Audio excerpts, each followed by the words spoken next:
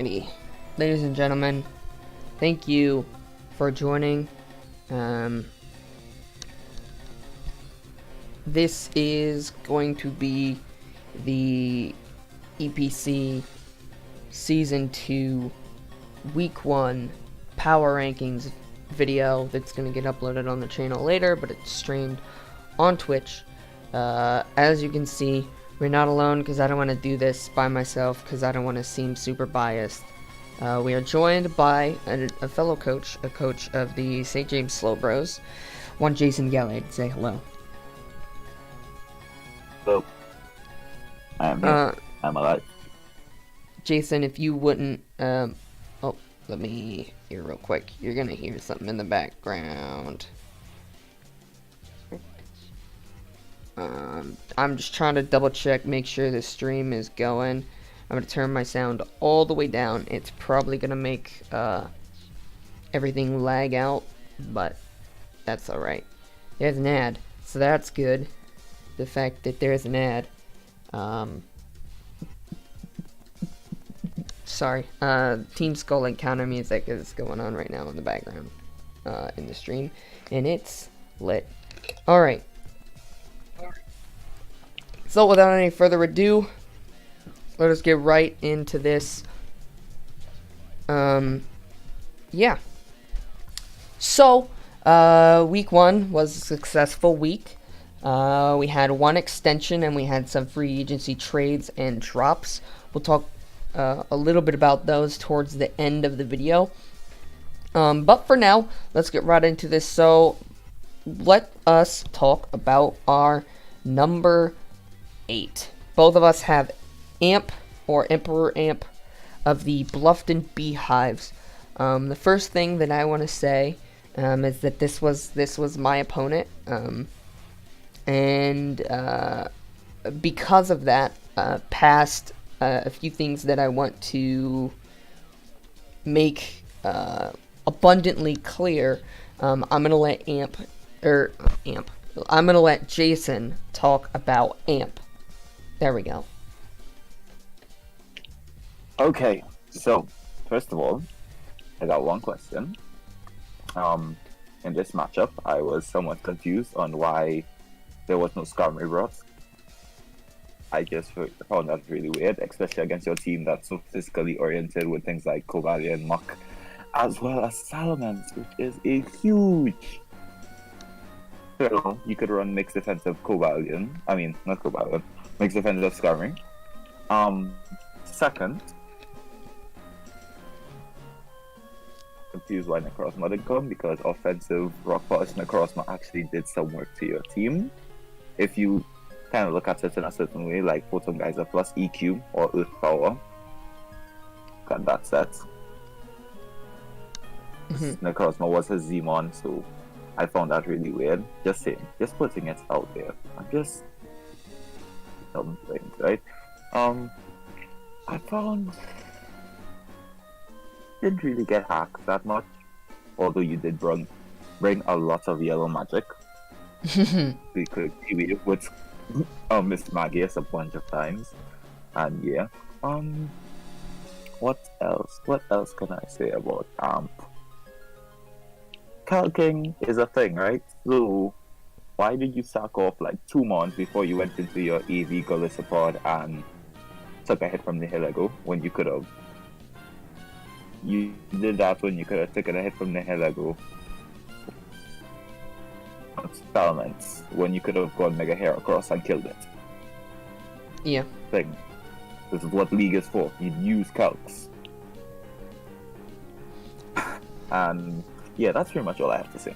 Yeah, I just want to say a couple of things. The first thing I will say is a great lead with the Rohit on expecting Cobalion, but you knew Cobalion wasn't going to stay in there, so you should have probably doubled. I understand trying to get the extra chip damage off, but when my team has as many special walls as it does, for good reason, I don't know if I would have necessarily clicked that. I want to say, Amp, your speed tiers are terrible. They are probably the worst speed tiers I have ever seen in a league format, other than the one time I didn't draft a single Mon over 110. Which, ironically, you only drafted one Mon over 110. You like, No, like, he like, doesn't have a base. He doesn't like- have 110 anymore. like- He dropped like- Gengar. like Jason said, you should have brought the Necrozma. I was fully prepared for the Necrozma. You also should have probably brought the Gengar, because the Gengar actually does a fair decent amount of work to my team. But now you got rid of the Gengar, I do want to say that I might have brought Yellow Magic, but he got 5 turns in a row, and you'll see it later when we talk about the top 4 teams. He got 5 turns in a row of not being paralyzed. That is a 3.125% chance to happen. Not only that, he was paralyzed across 2 Mons for 11 turns and only got paralyzed 3 times, which is about a 12.5% chance of occurring. So you got incredibly lucky despite the vast amount of Pokemon on your team that were Yellow Magicked. And then you basically let Mints set up for free, and then kind of just didn't calc and expected the Mints to kill. The Mints was not adamant. Were it adamant, it would have killed. So that is about all on that match that I'm willing to talk about until we get to myself. Next, we're going to move on to Shadow and the independent Registeals. Shadow. You got ahead early in this match, but you did not have the momentum the entire match. You were up 6-3 at one point, but you still were vastly behind based on the health of your Pokemon and the threats that, you were down, actually 5-3, or you were up 5-3, and regardless of the fact you being up, Lunatic still had all of the momentum because he had his Sand Setter. All of your Mons were weak, or were obliterated by Excadrill after Sand was up. So, even though you were ahead, it didn't matter. I do like the Will-O-Wisp bring on the Incineroar, but I don't necessarily think that that was necessarily the best bring, as it was a possibility that Blacephalon could come in, and nothing on your team wants to take anything from a Blacephalon, because Blacephalon can run coverage and moves like Hidden Power. So, yeah, I don't necessarily know if I would have brought kind of a support-esque Incineroar. I understand why it was brought. It worked. You ended up willowing the Mega T-Tar, but that didn't really matter because T-Tar still hits incredibly hard. It hits harder than, like, half of the Pokemon in the game, even when burned. Fair point. So, yeah, and just a lot of your Mons on your team were super affected by T-Tar and its coverage moves. I will say, that is a wonderful bring on the Sandvale Garchomp, but had that Ice Punch not missed on the Garchomp, you would have lost the game 4-0. You would have. There was no way around it. You got lucky that that Ice Punch missed. And, yeah, other than that... Yeah, go ahead. If Garchomp wasn't chipped, I believe it lived the Ice Punch because he was still burned. Would have lived it. He just would have been in easier range for something like Drill to come in and kill him, revenge kill him easier. Especially if he was Yachi, but it was at like half health, and even burned, that's super effective. T-Tar, like I said, still burned, hits real hard. And Garchomp doesn't have the best defense. So it might have lived, but really you got extremely lucky. Is there anything else you want to say about Shadow? All I have to say is anything personally, but when you have a mon such as Miltank and your opponent's team is physically oriented, match where you bring that Miltank minus Persimmon Miltank physically defensive kind of actually took a hit from a lot of his physical threats. I did the calc to it. Does live a lot of stuff from his. They've brought hammer arm on Miltank for both Peter and Excadrill, so you could kind of when you have a Miltank. Yeah, the Miltank should have came. I understand why the monster came, but we'll get a little bit more into depth on Lunatic, and when we get to Lunatic, we'll show the battle, the replay of the battle in the background. But yeah, it not necessarily optimal, and then you got lucky by Lunatic not bringing the Blacephalon, so. Alrighty, on to my number 6, your number 5 in Pokecrafter, the Wyndham Weaviles.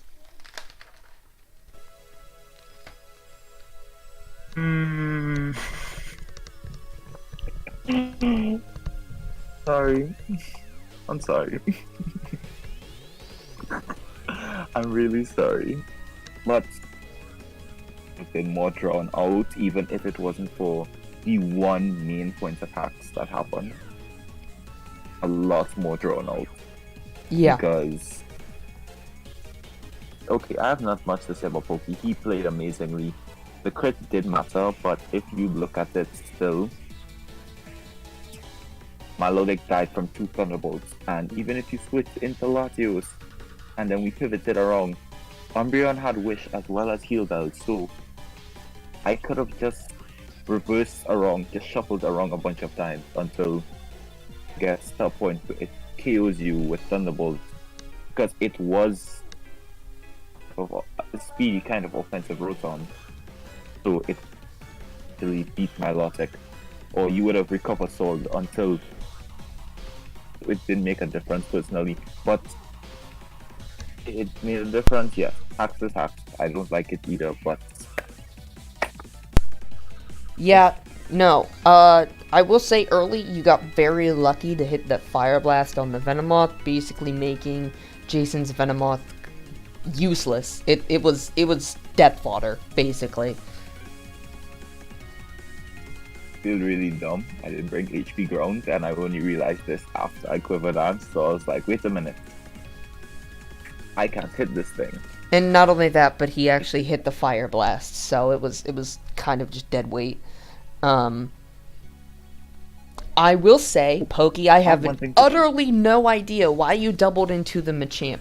There is no world in which Jason is not running enough physical defense investment to live a bullet punch from a Machamp on his Mega Deontay. There is no way. I do not know why you doubled into the Machamp. It was a bad idea. You lost that Mon for free.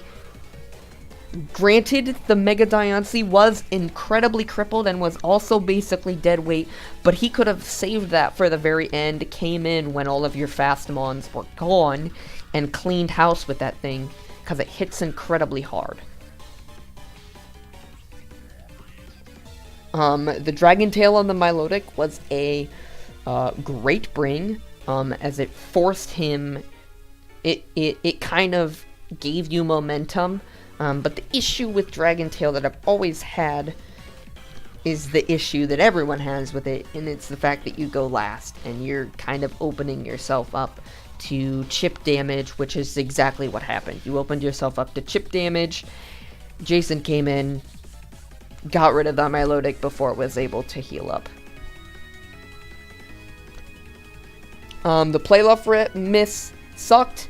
Ultimately, I don't think it would have mattered that much. The crit on Lottie sucked, but like Jason said, it wouldn't have really mattered all that much. And then the Toxic miss sucked, but once again, he had full support Cleric Umbreon, so like it didn't really matter all that much. I mean, it did matter because it would have put you in range to next turn, then kill. I forget what the Toxic missed on. Um, I can't I only remember. have one more point to say. I only have one other point, and Yeah. that was why you switching a Ninjask on a Rotom versus a Milotic. Yeah. But you know what? That's that. The Yeah, game's over, I so do not know why the Ninjask came. I mean, I guess to get speed on the Milotic, but speed on the Milotic doesn't actually really help it that much unless it's full offensive. So, I don't know. I don't think the Ninjask was a good bring this week. I get it. The Venomoth, what does the Venomoth do to it? You kill the Venomoth with air relays, but that's not really that good of a bring. I don't know it's set. It could have been like some spicy tech that just didn't work out. Um, but I don't know. I do not know. And that's all I've got to say about Pokey. Jason, are you good on a Pokecrafter? I mean, I think he saw that Machamp kind of body things once it got speed. Mm-hmm. So I actually brought Pokey and Fernape, so I could and there was see. also Rotom who's bulky, and Diancie was also bulky, so he didn't really have much to exactly say Yeah. reason for speed passing to Machamp. So Yeah. So, I don't know. I get the plan, but Jason's too good of a battler to just not run defense investment when you could possibly baton pass speed onto a Machamp. Like, hello? let's not overdo it. Let's not overdo it. I'm not the best battler out there, Hey, but but you're I've smart been enough to run improving. defense investment when that's a possibility. Okay. So, that is it for Pokecrafter. On to your number 6, my number 5, in Brannon of the Oakland Adaptability. Once again, that is my team. I'm just letting him use the team because he doesn't have a logo right now. So, Brannon, you basically lost the Ludicolo and Ferrothorn for free. And then you basically let Saber keep pivoting and keep his Alamamola healthy, which walled like half of your team. And your only rain setter. However, I will say, the last thing that I can say, because I don't really have notes, because you didn't play badly, you just didn't play smartly around his team and what he brought. If you had been able to help keep your Mons healthy, you would have won the game. But ultimately, you lost because your Mons got chipped down, because you let Saber keep pivoting and wishing and keeping his Mons out of KO range.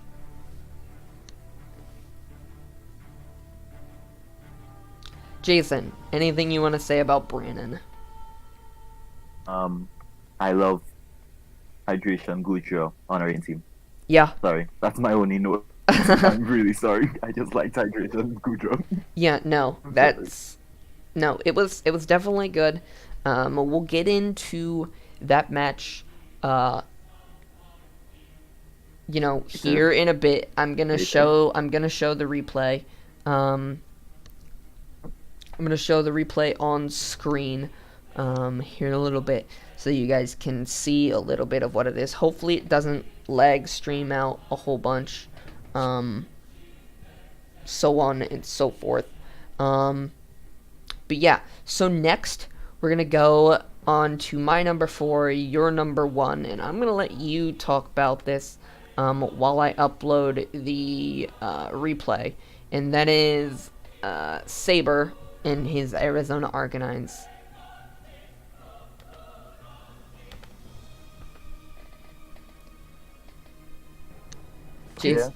Jason, go ahead.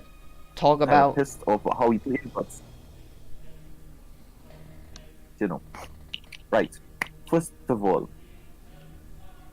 sell Steelers EV spread because I don't think having special attack investments was needed.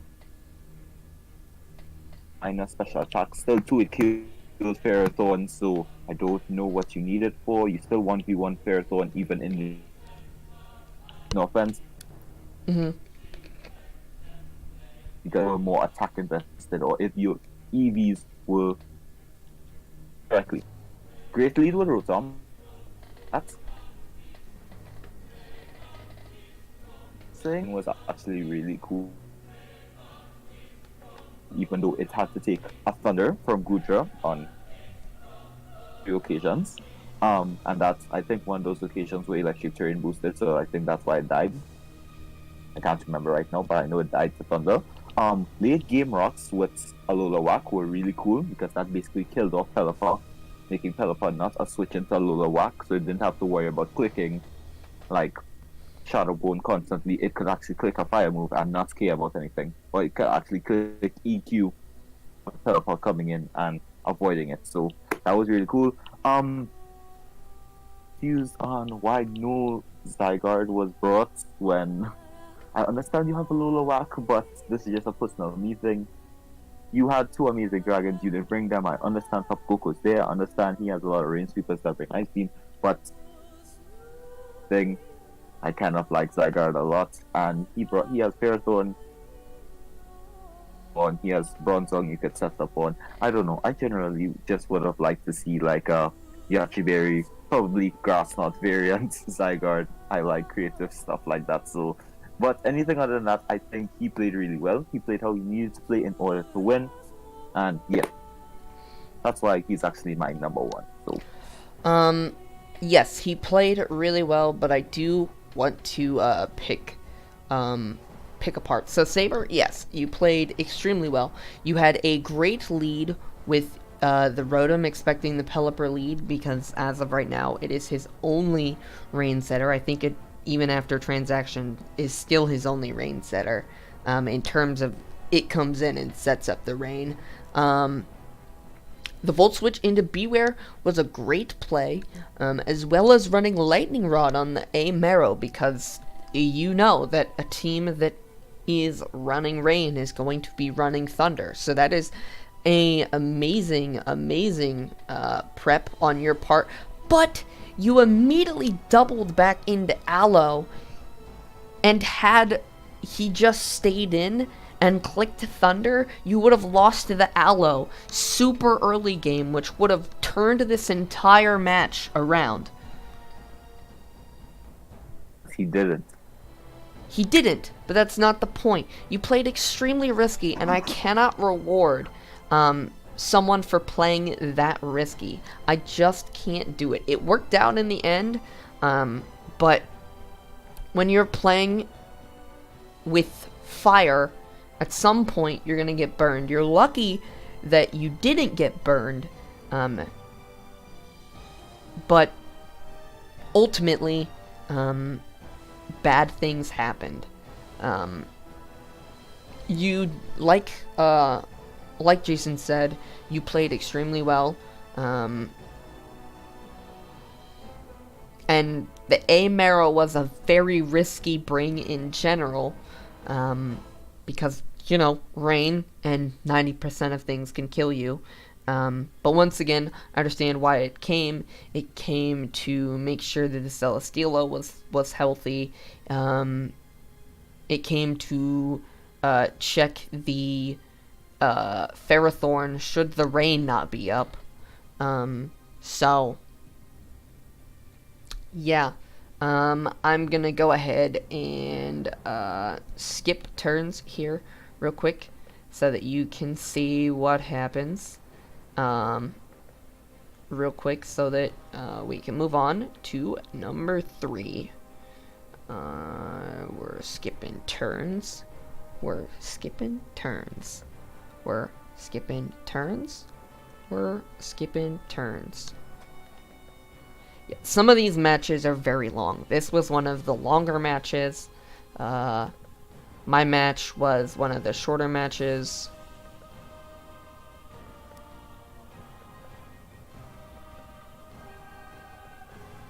And then, as you see, late game, the Scolipede just kind of won for free. Because, once again, Brandon's Mons were not healthy enough to deal with Scolipede. Even though Scolipede died to a lot of the Mons that Brandon brought. Saber played expertly, preserved his win con, So yeah, on to my number 3 and your number 4 in you, Jason. So I'm gonna talk a little bit about you while I get your match up and running. This is not the right match. I'm gonna do really slow so that we don't lag stream.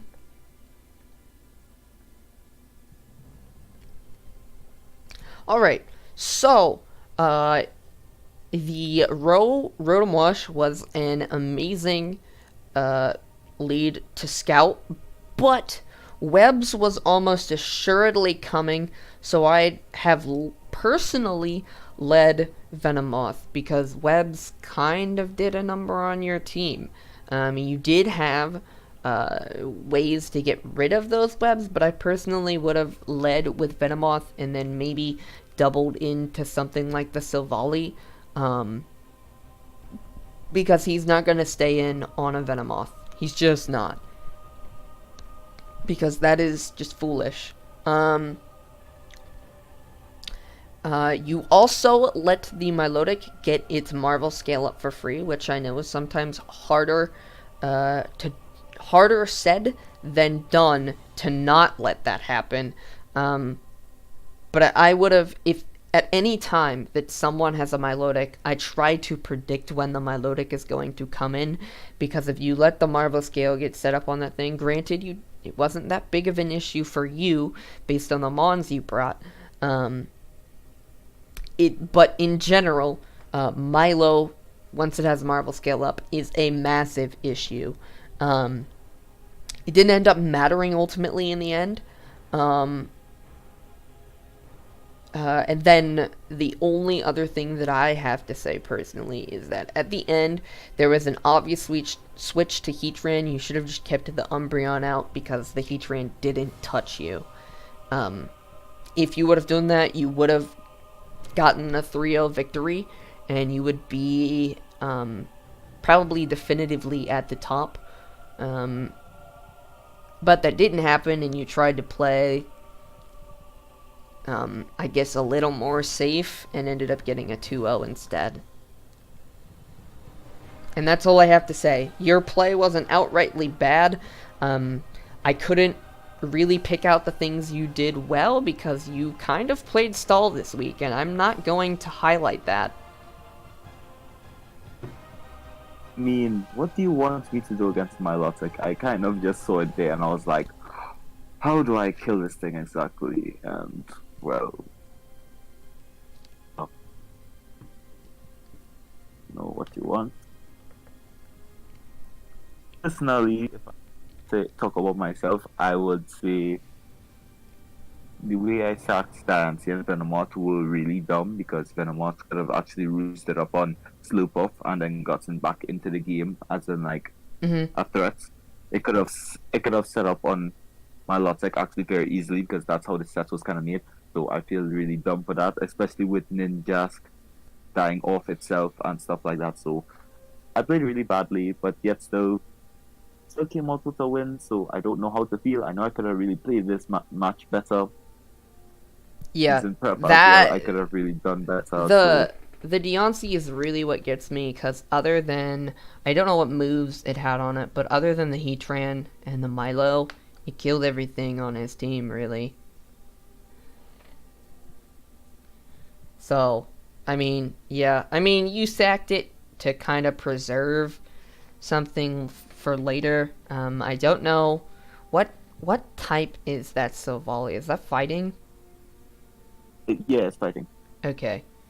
That's what I thought it was. So, once again, Silvally didn't really do much. I mean, it killed the Heatran, but eh. Yeah, I don't know. I don't necessarily know if I like you bringing defensive Infernape, but that may be just me because I'm used to like late game sweeper, like, or suicide lead rocker Infernape. Yeah. If I didn't bring the Infernape set I brought, I would have actually brought like an Endeavor set for Milotic, so just like chip down Milotic. Okay, but then enough. I kind of looked at my team, I kind of looked at my team and I was there like, to like a scarf or banded Bulu, and then I was there like, no switch-ins for scarf or banded Bulu, so I was just there like, because even if Venomoth would hammer or horn leech, then headbutts, and I was there like, well, if he's scarf, he can't switch KO this set. If he's banded, that means he doesn't outspeed it, so that means I can get the Willow off on it, so kind of a balance of things, but yeah. Yeah, this is another one of Like Bulu. this is another one of the longer matches. Yeah, I have no idea why Bulu was not brought. I understand the Slurpuff with the webs, but ultimately didn't. The Slurpuff kind of just sat there and didn't really do much. The webs crippled you for a couple of turns, but you were easily able to defog those away. So it's not like they mattered in the grand scale of things. Also, the aromatherapy to make sure the Milotic didn't get like chipped down by its own burn, but it didn't matter. It still got chipped down by its own burn. So, yeah, I don't know. The Bulu did, even with defensive Infernape, still did a lot of work because he could have predicted the Infernape swap, and gone for like Earthquake, which would have just like I don't know why the Bulu didn't come. I understand the thought process behind it, but I probably would have brought Bulu over Ninjask. I would have probably brought double fairies against you, honestly. Yeah.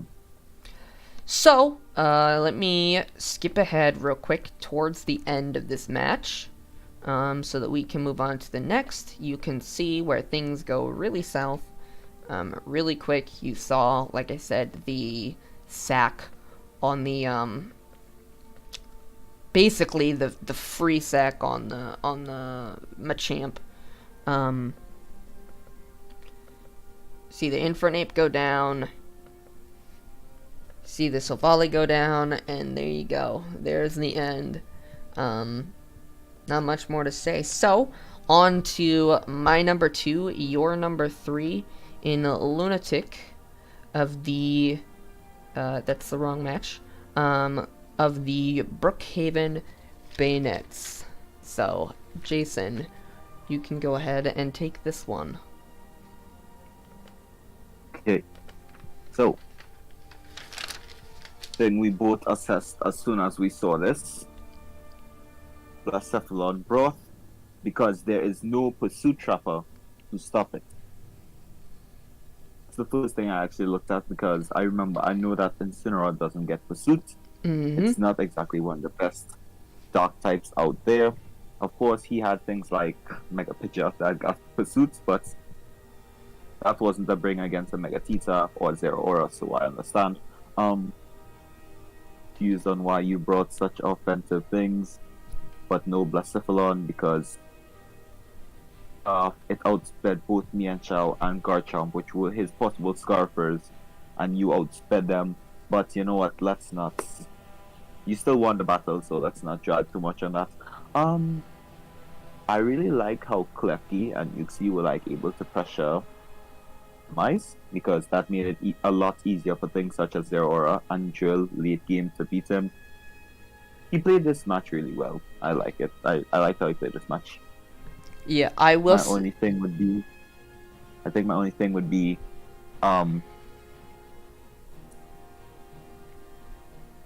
move is called, but I think it's Fairy Lock on Klefki. He could have trapped Delmise went for Arca Shot. He could have also trapped Delmise, so he could have cycled more toxic damage. That would be really cool, but yet it still worked out in his favor. Yeah, no. I want to say a nice prediction on the U-turn. Expecting the Mienshao to U-turn. Let me just double check what happened there, because I don't have it fully wrote. So you toxic. That's the toxic turn. Yeah. So you predicted the U-turn on the Mienshao, because the Mienshao is just a good lead for any team that Mienshao is on. You click toxic. immediately made the Delmise basically useless. And then nice prediction on the Delmise toxicking you and going into Klefki, making that toxic null and void. Unfortunately, you let the T-Tar get burned for free, but as I said before, I don't necessarily know that Will-O-Wisp on the Incineroar was a good bring. I don't know if it was a bad bring, but I think he should have probably been a little bit more offensive with the Incineroar. Speaking of the burn, you just saw it on stream. The Toxic miss sucked, because it would have allowed you to get back in the game quicker. You had the momentum the entire game, but you were down, I think, at 1.53. So that is worth noting. Once again, you lost the Zeraora for free. You should have kept it around longer, because all you had to do was wait until something got chipped down. Once the sand was gone, bring in the Zeraora, it outsped his entire team, and then click buttons, because you were Z. As long as you had Ice Beam, or Ice Punch, who doesn't run Ice Punch on Zeraora? Or it doesn't get Ice Punch. Oh, it doesn't get Ice Punch. I thought it did. Oh. People run HP Ice, because its special attack stat is still decent. Yeah, okay. So run HP Ice. Or just a Drain Punch, or whatever fighting move you had. I don't know what it was. It's Combat, probably. Oh yeah, probably Combat. Would have killed the Garchomp at the HP that Garchomp was at. So I don't know. Ultimately, you played really well. You probably would not have won had. You would have definitely won if you brought the place. Had Shadow actually not let you just kind of do whatever you wanted and get the sand up and let the sand go as you pleased, then it probably would have been a lot closer, even though that 2-0 is still a close match. If you would have brought the Blaze, and you wouldn't have sacked the Zeraora, you probably could have won 5-0. Like, it was that one-sided. But I'm not here to split hairs. That's about all I have to say on You Lunatic. Great match for week 1. Great play around both the Quag and the Delmise. Both of them basically got to do nothing the entire match. And then Shadow was down to 4. Even though, like I said, he was up at one point. 2 of his mons were basically useless. So, yeah. I'm going to skip ahead now. Skip turn by turn so that we can get on to Jason's number 2 and my number 1. And as you can... I think I should start this. Yeah, no, you're definitely going to start this. It's going to look really biased. It's gonna look really biased. So it is myself, the Los Angeles X Scissors, Jason. Why don't you go ahead and talk about me? Okay, so, Miss Magius coming week 1. This is just me personally. I love Miss Magius coming week 1 because you wouldn't really expect like a low tier ghost to come to a match like this, especially a match where your opponent has a team that doesn't exactly allow frail ghost types to come in so easily. Stand wide game, it's fast. It can status things and stuff like that. Plus, he doesn't really have a ghost resist, although he had kind of Skung right there, which was brought. So, about Miss Magius, that's paid off. I have to say, I think I have it in notes. Right, Major. Why did we not bring the Christmas tree this week? Because personally, I looked at his matchup and I was just there like, plus HP Fire, and his team has only like one switch in realistically. Well, two, Rotom plus Serena, but then everything else kind of just gets nuked by the combination of moves.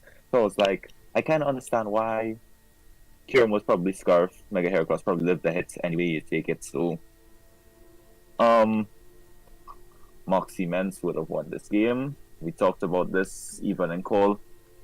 So yeah, they did really well.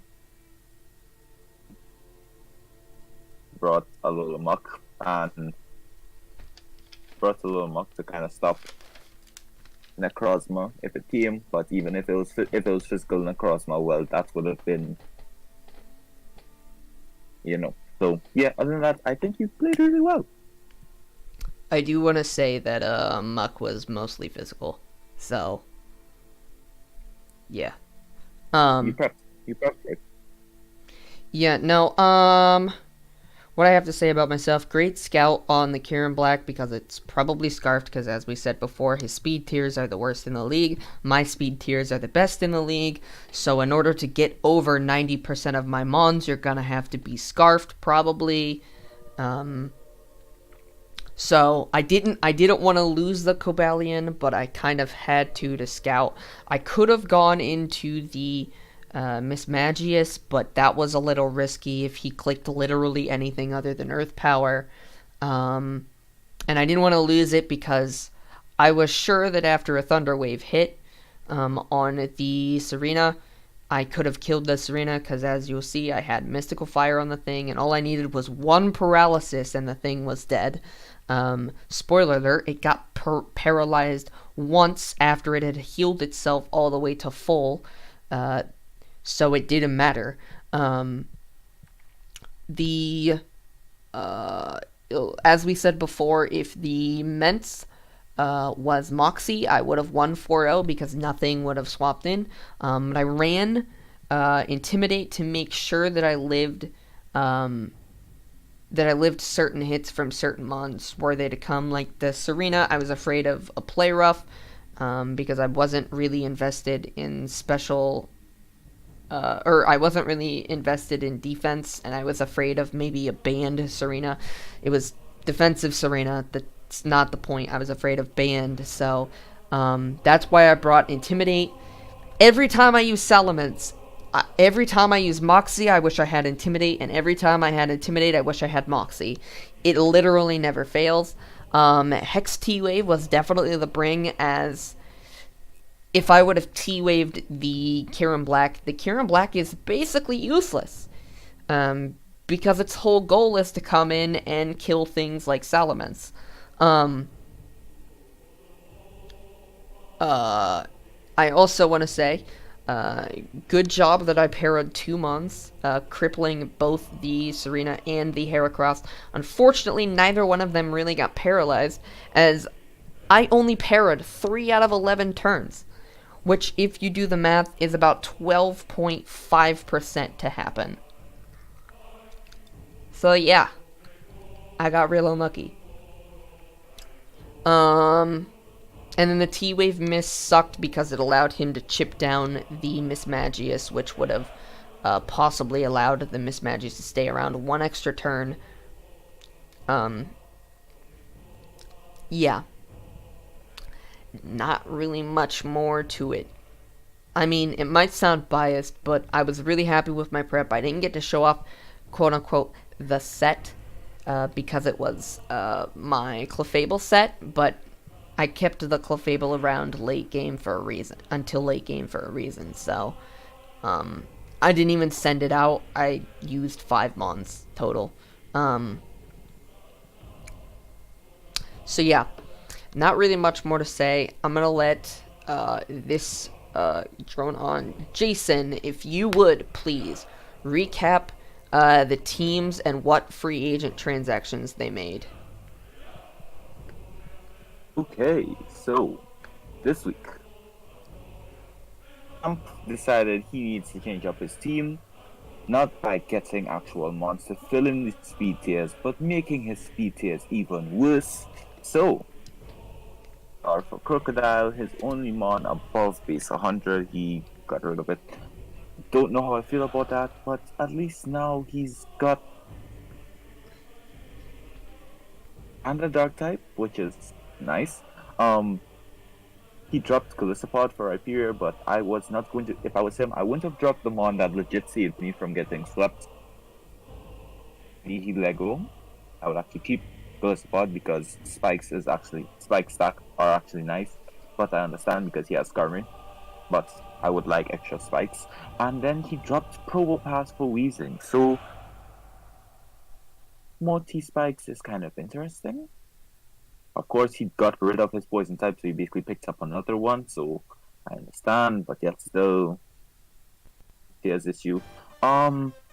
Oakland Adaptability dropped Arcanine for Kingdra, which I thought he had Kingdra week 1 actually, but I forgot his team, so yeah, he had to use Arcanine. Of course, we all know what Kingdra does. He has double dragons now. That's much more threatening because it can be both physical and special. I mean, Earth can technically be like that, but I love Kingdra to an extent because I actually use Rain a lot on ladder and in a league once, and I went to finals with it, and it was really fun. Because Specs or Dragonlance Kingdra or even Sniper Kingdra, even in rain, just to bluff the fact you might be Swift Swim, is really fun. Have the last trade, which is Pokegraph, the Windham Weaviles dropping Crustle for Luxury. I understand this. It gives him a really nice electric type that can be very physically offensive, but can also be bulky with an Assault Vest. It gives him more pivot. It gives him Volter now. I think his team really likes, but yet still, I actually liked Crustle. It gave him a Bug type, gave him a Rock type, gave him another Rocker, and also gave him Teeth. Also gave him Spikes. He could have Spike stack with Crustle, but now he's only got Rocks. So you got power and defense for defense and hazards. But I personally would have liked Crustle more on his team. Plus, Loki Shell Smash with webs would have been really fun to see this season, but I guess not. But yeah, those are the trades. Yeah, no, So, interesting story on that trade. I tried to let Pokey trade Crustle for Rotom because I had big plans in free agency to do that would have allowed me to get a much more offensive team and not really hurt my speed tiers that much.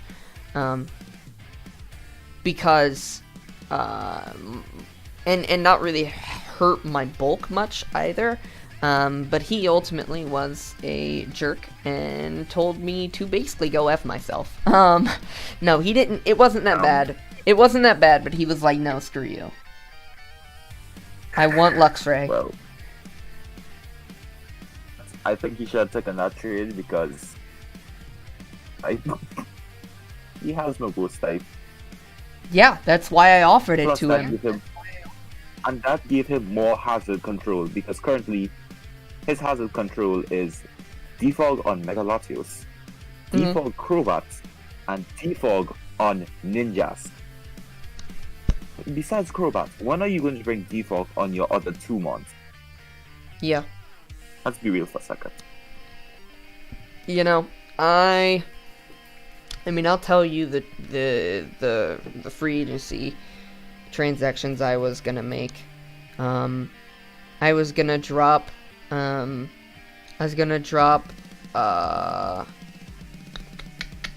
What's his face? I was gonna drop Clefable for Victini. I was gonna drop Entei for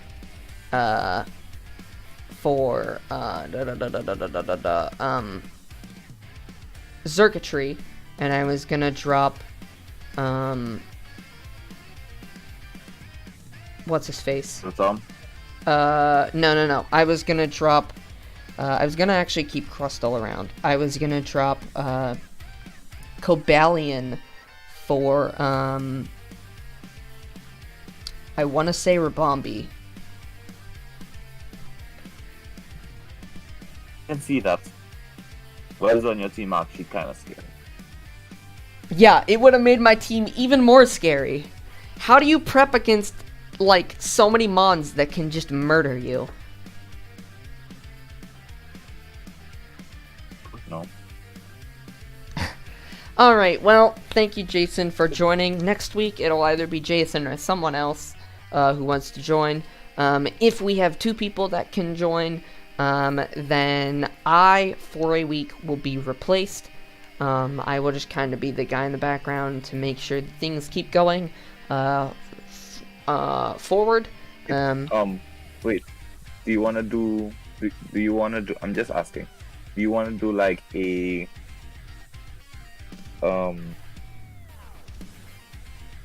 prediction for, like, week 2?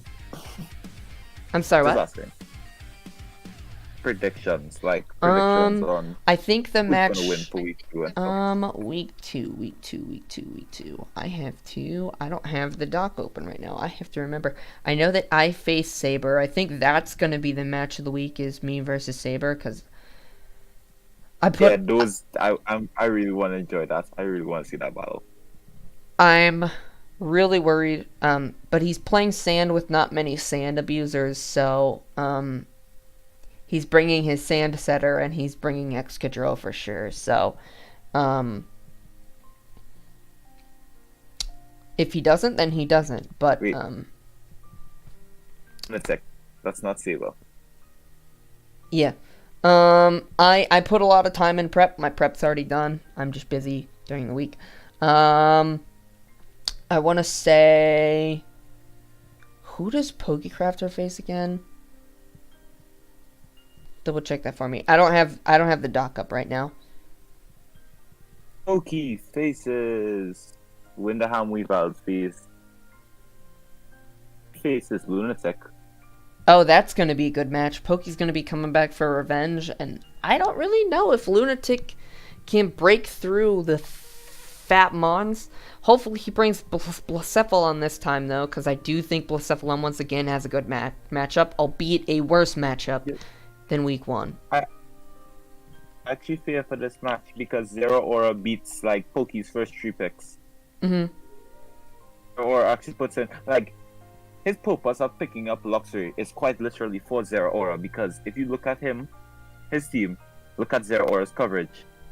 Plasma Fist, Z Outrage, Close Combat. Like HP Poison. His team has no switch into that.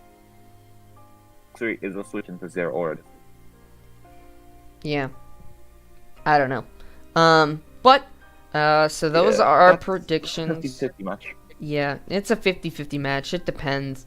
So, match of the week prediction, I guess, is myself versus Saber. And then what is probably going to be the best match of the week instead of, like, important match of the week is myself versus Saber. Because that will probably determine who's, like, number 1, considering we're both 1-0. In terms of, like, seeding across the league, that'll probably determine who's number 1. And then match of the week is like you said, the 50-50 matchup of Lunatic and Pokecrafter. I don't know what about my matchup this week because me versus Shadow is like a 50-50.